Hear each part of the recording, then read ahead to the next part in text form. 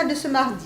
Un jardin de la laïcité à Saint-Vincent-de-Tyrosse, une bière hollandaise brassée à Dax, suite des lauréats des victoires du sport aquitain. Bienvenue sur TV Land. Le 9 décembre 1905, l'État manifestait sa volonté de neutralité religieuse. Saint-Vincent-de-Tyrosse, sollicité par l'association Laïcité 40, a commémoré la loi de séparation de l'Église et de l'État. Pourquoi et comment? Réponse dans le reportage. Le 9 décembre est une date importante pour notre République, devenue journée de la laïcité, une valeur que Laïcité 40 s'attache à défendre et à promouvoir. Notre association, qui a 4 ans d'existence, a décidé de proposer tous les ans aux différentes communes des Landes des manifestations pour marquer l'anniversaire du 9 décembre 1905. Et pour nous, effectivement, c'est un moment important, c'est un moment qui nous permet d'aller à la rencontre des gens, d'aller à la rencontre des enfants, comme on l'a vu tout à l'heure, et d'énoncer, de rappeler les principes fondamentaux de cette loi qui a permis donc la séparation des églises et de l'État. Pour marquer son attachement à ce principe fondamental, la municipalité de Saint-Vincent-de-Tyrosse a choisi d'inaugurer un jardin de la laïcité juste devant l'école des Arènes, un choix hautement symbolique. Bien sûr, l'endroit choisi, nous avons hésité entre 2 écoles, l'école de la Lande et l'école des Arènes.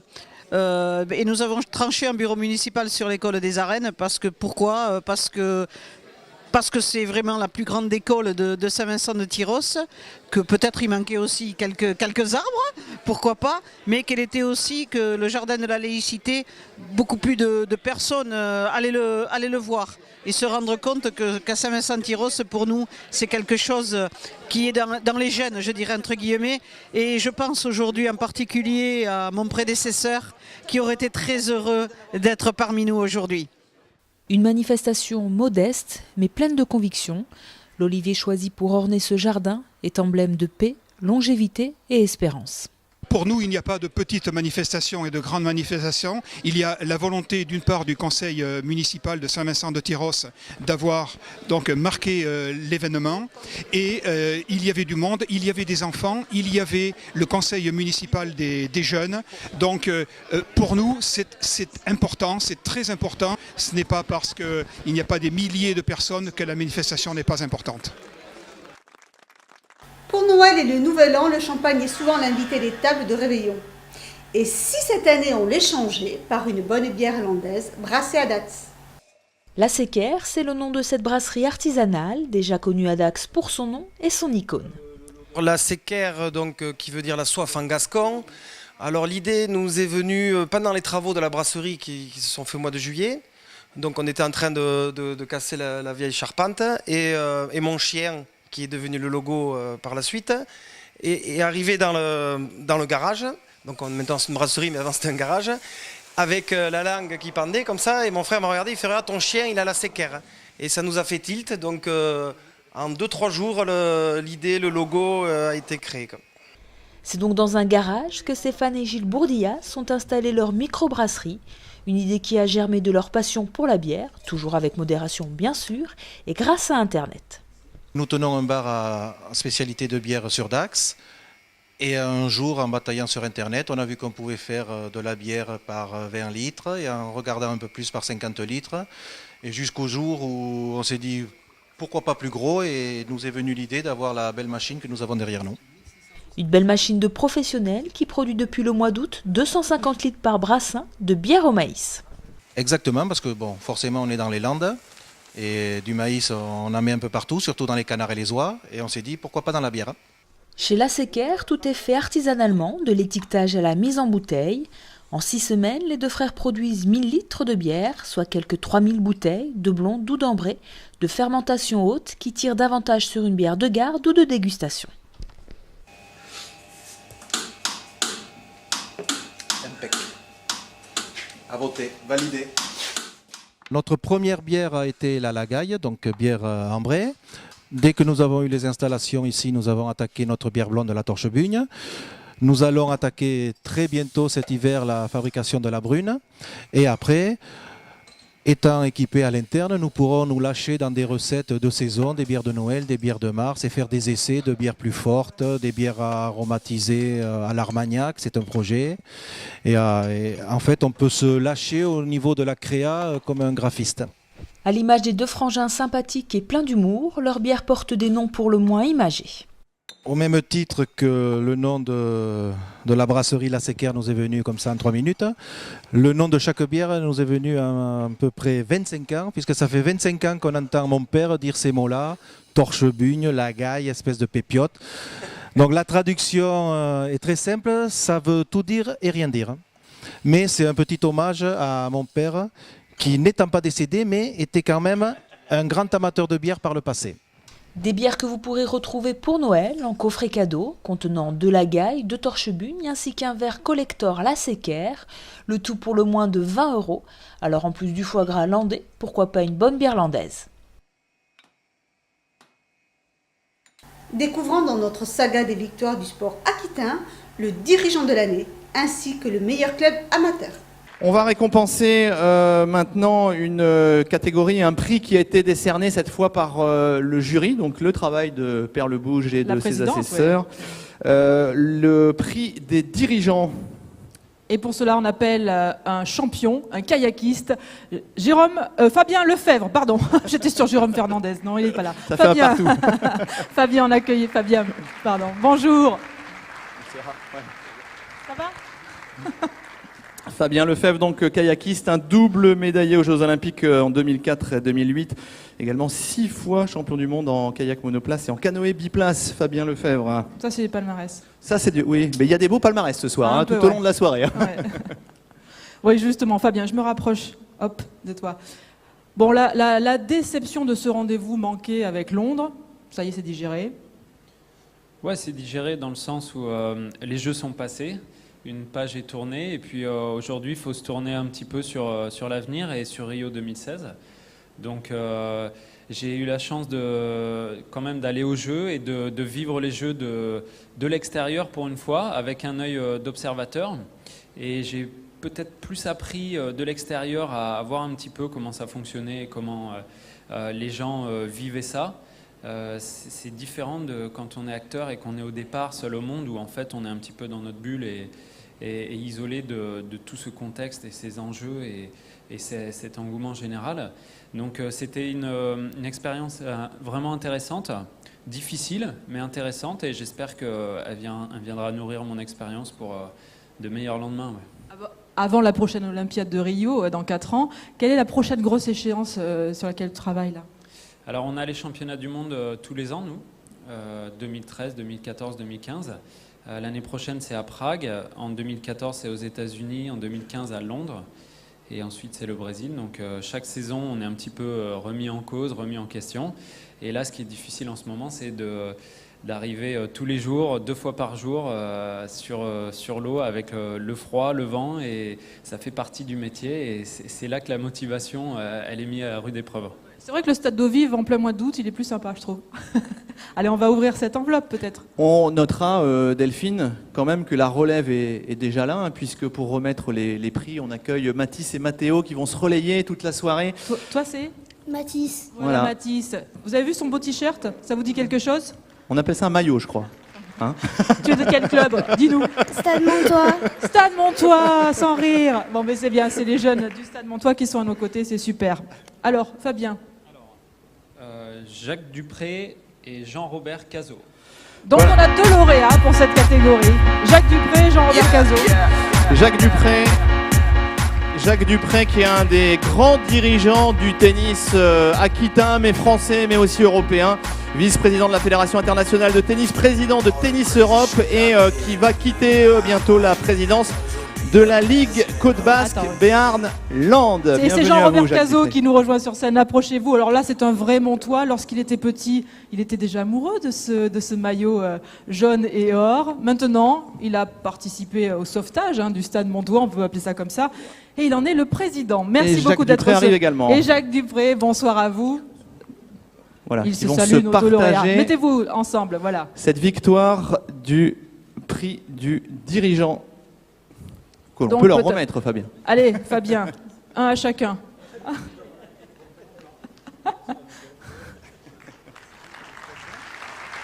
On peut les applaudir. Alors Jacques Dupré, merci d'être là et puis bravo pour ce prix parce que ça récompense quand même une belle carrière aussi à la tête du tennis dans cette région, au niveau européen, au niveau mondial. Qu'est-ce que vous avez pensé de ces Jeux? Est-ce que le tennis français vous a fait plaisir quand même? Bien entendu, on ne peut pas dire autre chose avec les 2 médailles qui ont été remportées. C'est une grande satisfaction pour le tennis français, pour les joueurs qui ont remporté ces médailles.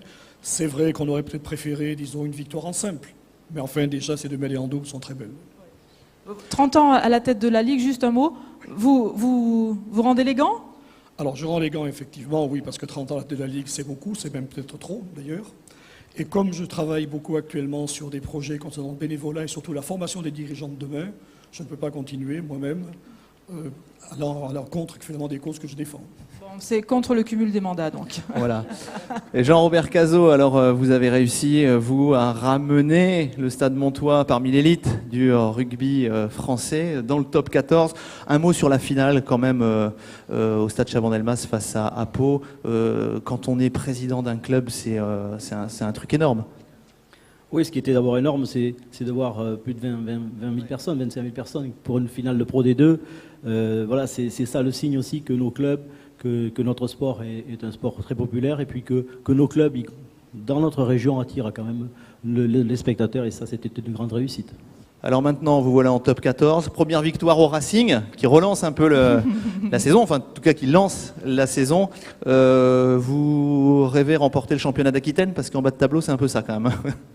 C'est un peu dur, je pense qu'il y a aussi des clubs d'Aquitaine qui vont... il y a 5 clubs d'Aquitaine et je crois qu'il faut s'en féliciter. Je pense que ce soir, en fait, aujourd'hui, les sportifs d'Aquitaine et il faut remarquer que c'est quand même plus du tiers du championnat qui est situé en Aquitaine. Donc forcément, il y a plus de chances de lutter pour le bas de tableau quand on est très représenté. Non, on est très fiers d'abord de représenter un club historique comme Mont-de-Marsan au plus haut niveau. Je dis que c'est un travail aussi de longue haleine, c'est un travail du club depuis longtemps, pas de moi seulement, aussi de l'encadrement, de l'ensemble des sportifs, des joueurs, du staff aussi qui a mené depuis 6 ans ce projet et qui fait un retour à l'élite au bout de 4 ans. Voilà, c'est tout ça, notre fierté, c'est que ce club continue à vivre au plus haut niveau, se battent. Aujourd'hui, c'est vrai qu'on est dans la difficulté, mais on n'a pas perdu espoir, on ne lâchera rien. Les joueurs l'ont prouvé au Racing et j'espère qu'ils continueront dès demain à prouver les valeurs qui sont les nôtres. Merci Jean-Robert Cazot. Merci à tous les deux. Merci Jacques Dupré, Jean-Robert Cazot. Merci Fabien. À bientôt. Et on va remettre un autre prix décerné par le jury. C'est le prix du club amateur de l'année. Alors pour cela, on appelle un grand champion aquitain. Il est originaire de Bergerac. Encore un beau palmarès. Et oui, encore un beau palmarès pour Michel Andrieux. Michel, rejoignez-nous sur scène. Effectivement, l'aviron, double champion du monde, champion olympique en 2000 et médaillé de bronze à Atlanta, c'était en 96. Bravo. Merci, bonsoir à tous. Michel Andrieux, on va beaucoup parler des Jeux Olympiques tout au long de cette soirée. Un mot sur la performance de l'aviron français aux Jeux Olympiques. Il y a quand même eu un peu de déception. Oui, on espérait un peu plus de médailles parce que chaque jeu, on revenait avec 3 ou 4 médailles. Cette année, on est revenu avec une seule. Mais il faut dire que notamment pour un Aquitain qui était en finale, et malheureusement pour lui, ça s'est un peu mal passé. Stani Delair. Voilà, il a fait 4e. Mais voilà, on a un réservoir, on a des bons rameurs en Aquitain, on a Julien Després de l'Aviron Bayonnais, on a Benjamin Long de Bordeaux, Stanin Delair de Bergerac. On a 3 Aquitains pour les futures Olympiades, donc on peut dormir tranquille. Ouais, pas de souci à se faire donc. Optimiste, oui. On va ouvrir cette enveloppe pour connaître le nom du lauréat du club amateur de l'année. Hop, excusez-moi. C'est pas grave. Alors c'est le rugby club de Lons. Les rugby women de Lons. Elles sont championnes de France. Championnes de France du top 10, c'est-à-dire l'élite, en fait le top 14 chez les garçons. Et on va les recevoir sur scène. Ah, elles sont là-haut aussi. Ils et elles sont là-haut. Alors nous rejoignent sur scène Maïtena Choubourou, Lise Haricastre, Mélanie Busque, l'entraîneur Paul Dolly et le président Jean-Claude Lalanne. Donc une bonne partie de cette équipe de Lons qui nous rejoint sur cette scène du pôle culturel Bonsoir à du Marsan. tous, venez, rapprochez-vous. Mettez-vous à côté. Bonsoir à tous. Félicitations à tous et toutes. Ouh, il y a des éclopés dans l'équipe. Bon alors, qui était lors de la finale du 10 juin? Qui était présente? Tout le monde? Bon, les filles, faut me raconter parce que le 10 juin dernier, pour la première fois, le club soulève un bouclier. Vous êtes championne de France. C'était face à Montpellier, 10-14, c'est ça? C'est ça. J'y étais pas, mais chez tout, alors c'est énorme. Comment ça s'est passé? Comment vous l'avez vécu ce jour magnifique? Moi, d'un point de vue personnel, c'est vrai que les images qu'on a vues là au début m'ont fait penser à pas mal de choses qu'on a vécues nous. Tout ce qui a été entrepris par le club, les supporters, et des émotions qu'on ne s'attend pas forcément à vivre avec le sport, surtout à un niveau amateur. On y passe beaucoup de nos temps, de nos journées, et là, c'est la récompense ultime. Oui, parce qu'il faut dire, vous êtes amateurs, hein, tous. Vous travaillez, et puis le soir, vous allez vous entraîner, vous faites des kilomètres, c'est ça, hein? C'est ça, c'est tout à fait ça. Le top 10, c'est le plus haut niveau chez les filles. Donc, qu'est-ce qu'il vous reste à faire encore? Moi, plus rien, j'ai pris les grandes vacances. Donc, il faut demander aux jeunes qui... Oui, parce qu'il y a ce titre, effectivement, ce bouclier ramené la saison dernière, mais on vous sent encore affamé, puisque quand on regarde le classement, vous êtes première, il y a eu un petit accroc, je crois, récemment, mais vous êtes en tête de ce top 10.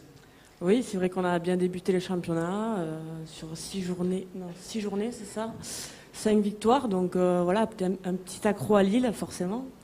Mais oui, on a un titre à défendre, on a un rang à... Enfin voilà, il faut qu'on montre qu'on n'est pas championne de France pour rien et qu'on fera tout pour le redevenir encore cette année.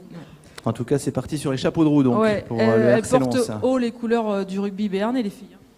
Ah ben oui, bien sûr. Elle les porte sur toute la France, puisque les déplacements sont très longs, peut-être beaucoup plus longs que en Pro D2 ou en Top 14, puisqu'on va à Lille, Caen, Rennes, Grenoble, puis Paris 2-3 fois, et ensuite dans le sud, Montpellier, Perpignan, Toulouse, Saint-Orens.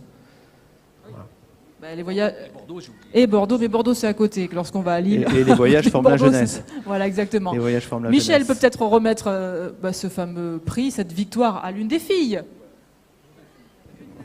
À la capitaine. Capitaine. Allez. On les applaudit très fort, les filles du RC Lens. On voulait juste rajouter un tout petit mot. Oui, bonsoir. Je voudrais juste, pour placer un petit peu la performance de ces filles, le top 10 et le top 14 masculin. Il faut s'imaginer que dans le top 14 masculin, Agen serait champion de France en battant un samedi Toulon et le samedi suivant Toulouse. Voilà ce que ces filles ont réalisé la saison passée. Ça parle un peu plus, je pense. Ça parle, oui. Voilà, ça parle un peu plus. Voilà. Oui, c'est pas mal. Merci, donc on les applaudit encore plus. Pas mal.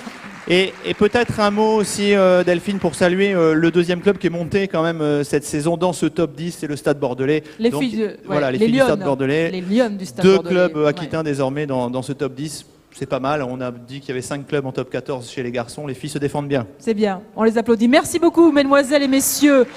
Et continuez, hein. Il faut le doubler cette année. Je vous souhaite à tous de passer une bonne semaine. Je vous donne rendez-vous vendredi prochain.